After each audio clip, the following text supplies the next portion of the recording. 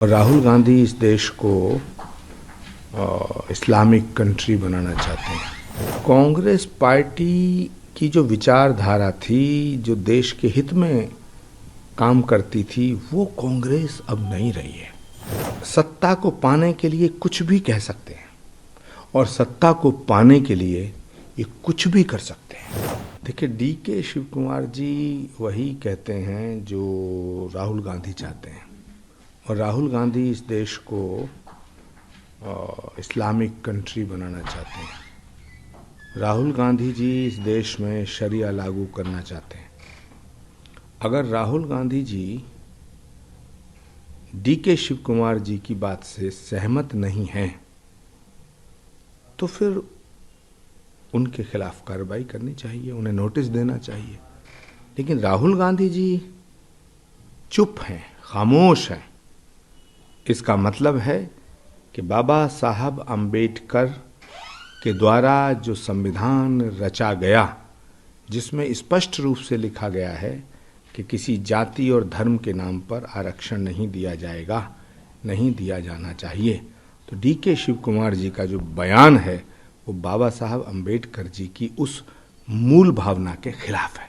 चाहे एक तरफ कांग्रेस संविधान बचाओ की बात कर रही है, संविधान को छेड़खानी की बात कहती है कि छेड़खानी बीजेपी कर रही है, लेकिन अब खुद उसमें संविधान में संशोधन की बात कर रही है। देखिए, कांग्रेस पार्टी की जो विचारधारा थी, जो देश के हित में काम करती थी, वो कांग्रेस अब नहीं रही है। अब राहुल गांधी जी और उनके चंगू मंगू और चपड़ कनातियों की कांग्रेस है, जो टोटली एंटायर गैंग वामपंथी हो चुका है और अराजकतावादी सोच, जातिवादी सोच उन पर हावी हो चुकी है। सत्ता को पाने के लिए कुछ भी कह सकते हैं और सत्ता को पाने के लिए ये कुछ भी कर सकते हैं।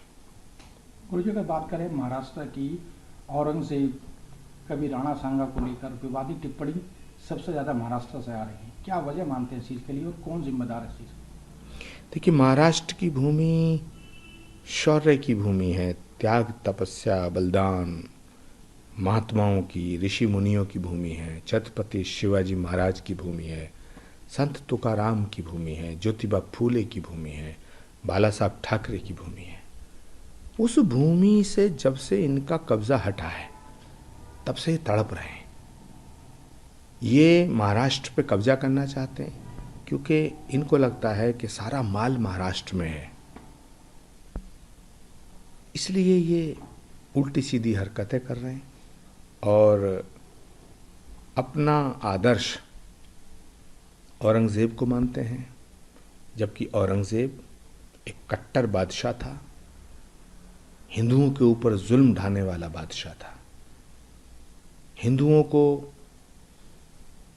मुसलमान बनाने की उसकी ख्वाहिश थी, करोड़ों हिंदुओं को मुसलमान बनाने का उसका सपना था, सनातन को मिटाना चाहता था, भारत में शरिया लागू करना चाहता था।